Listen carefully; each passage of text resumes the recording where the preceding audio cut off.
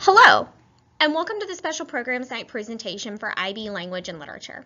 This presentation will cover the basics of the IB Learner Profile, the IB Language and Literature course, as well as general course expectations and assessments. My name is Lacey McLemore. During the 2018-2019 school year, I have been teaching Year 1 of IB Language and Literature to our first class of 11th graders, and I plan to continue working with these students in the program in the years to come. I graduated with a bachelor's degree in English literature from Kennesaw State University in 2012 and a master's degree in the art of teaching secondary English in the summer of 2016.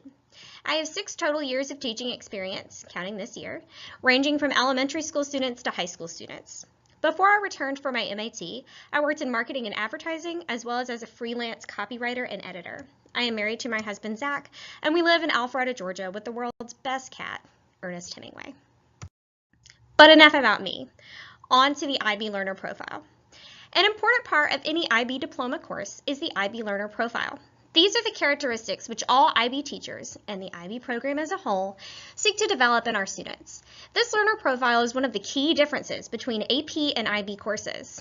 In an IB course, we are looking for a student who enjoys taking risks, may not always have the right answers, and enjoys the act of learning itself, not just the grades associated with coursework.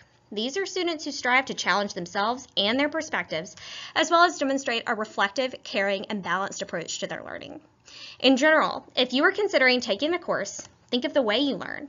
Are you a student who prefers to have all of the answers and a right way of doing things, or do those structures and right answers limit you in your learning? In IB Language and Literature, there will be many assignments which you will have to take risks with, knowing that what's important in IB is not necessarily having one right answer, but in being okay with having many different ones. IB Language and Literature is a 2-year course. This year, we have taught the course on Mondays, Wednesdays, and Fridays only, from 8 a.m. to 9:25 a.m. Students who are diploma program candidates attend their Theory of Knowledge course on Tuesday and Thursday. Students who are course candidates, these are students who have opted to only take IB courses and not apply to be candidates for the diploma program, have time on Tuesday and Thursday mornings to work on coursework. The course consists of 4 parts, which are listed here. Part 1, Language and Cultural Context. Part 2, Language and Mass Communication. Part 3, Literature, Texts and Contexts. And Part 4, Literature Critical Study. Finally, it is important that both students and parents know that IB Language and Literature focus on international and world views of literature and language. The IB course is primarily concerned with ensuring students are able to consider and evaluate multiple perspectives when reading and creating texts of all types and genres. In fact, an example of some of our topic focuses from this year include gender and sexuality, language and power, language and taboo, and the history and evolution of language, as well as developing close reading skills, which allow students to develop awareness of the rich complexities and intricacies of text construction.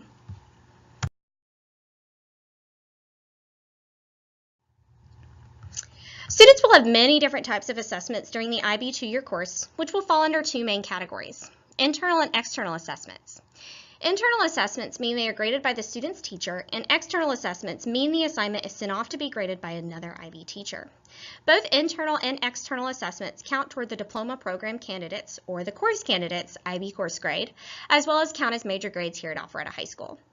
Think of these as kind of similar to the AP tests. In general, AP teachers prepare their students for the AP exam by offering practice opportunities in the form of tests or timed writes, which simulate the exam, while the students are in the classroom. At the end of the year, students receive their AP test grade, similar to how IB students receive their course grade from IB. The difference is that while AP scores are based on one assessment over a 1 or 2 day period, IB scores are based on assessments that the student has completed throughout the 2-year course, as well as during their exams at the end of the 2-year period. These are Paper 1 and Paper 2. Both Paper 1 and Paper 2 are 2-hour timed essays, which consists of different responses. Paper 1 is a comparison of 2 texts, while Paper 2 requires students to answer one of 6 prompts. Another key difference is the type of assessment students are asked to complete. For example, students will complete both creative and academic writing assignments, as well as both creative and academic speaking assignments. These assignments include Written Task 1, which is more of a creative piece, Written Task 2, the academic essay. Paper 1, which we have already discussed, a comparative textual analysis of 2 previously unseen texts. Paper 2, which we have already discussed, which consists of students choosing one of 6 questions to answer regarding text discussed in Part 3 of the course. And then the further oral activity, the more creative of the oral activities, as well as the individual oral commentary, which is the more academic of the 2 oral pieces. In other words, the IB course is not a place in which one will find a multiple choice test. It is not a course which teaches fundamental facts, but rather it teaches students perspectives, questions, and ways of thinking and learning. I want you to know that if you have any questions, you can reach me at my email address, or even read more about the course and view current lesson plans on my website.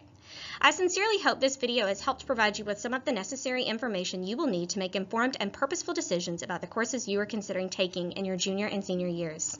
Thanks so much for watching.